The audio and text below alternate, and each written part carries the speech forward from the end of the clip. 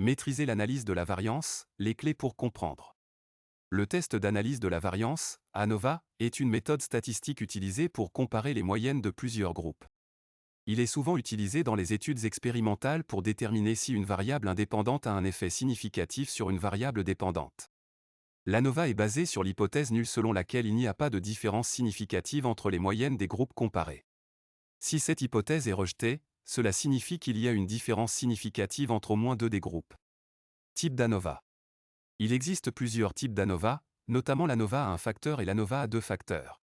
L'ANOVA à un facteur est utilisé pour comparer les moyennes de deux groupes ou plus en fonction d'un seul facteur, tandis que l'ANOVA à deux facteurs est utilisé pour comparer les moyennes en fonction de deux facteurs différents. Dans l'ANOVA à deux facteurs, il est possible d'analyser l'effet principal de chaque facteur ainsi que leur interaction. L'interaction entre deux facteurs se produit lorsque l'effet d'un facteur dépend du niveau de l'autre facteur. Les étapes de l'ANOVA. La première étape de l'ANOVA consiste à formuler une hypothèse nulle selon laquelle il n'y a pas de différence significative entre les moyennes des groupes comparés. Ensuite, il est nécessaire de collecter des données et de calculer les moyennes et les variances de chaque groupe. Une fois les moyennes et les variances calculées, il est possible de calculer la somme des carrés totaux, SCT, la somme des carrés entre les groupes, SCG, et la somme des carrés intragroupes, SCI. Ces valeurs sont ensuite utilisées pour calculer la statistique F, qui permet de déterminer si l'hypothèse nulle doit être rejetée ou non.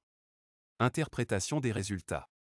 Si la statistique F est supérieure à la valeur critique correspondant au niveau de confiance choisi, l'hypothèse nulle doit être rejetée, ce qui signifie qu'il y a une différence significative entre au moins deux des groupes. Dans ce cas, il est nécessaire d'utiliser des tests post-hoc pour déterminer quelle paire de groupes présente des différences significatives. Si la statistique F est inférieure à la valeur critique, cela signifie qu'il n'y a pas de différence significative entre les moyennes des groupes comparés. Cependant, il est important de noter que même si l'hypothèse nulle est acceptée, cela ne signifie pas nécessairement que toutes les moyennes sont égales. Il est possible que certaines moyennes soient différentes mais que ces différences ne soient pas suffisamment importantes pour être considérées comme significatives. Limitation de l'ANOVA. Bien que l'ANOVA soit une méthode statistique puissante, elle présente également certaines limitations. Tout d'abord, elle suppose que les données sont normalement distribuées et que les variances des groupes sont égales. Si ces conditions ne sont pas remplies, les résultats de l'ANOVA peuvent être biaisés.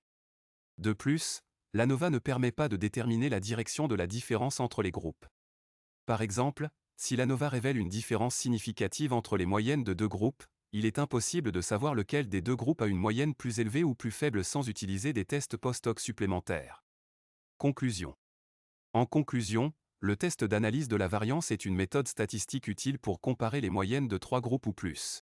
Il permet de déterminer si une variable indépendante a un effet significatif sur une variable dépendante et peut être utilisé dans de nombreuses applications scientifiques et industrielles.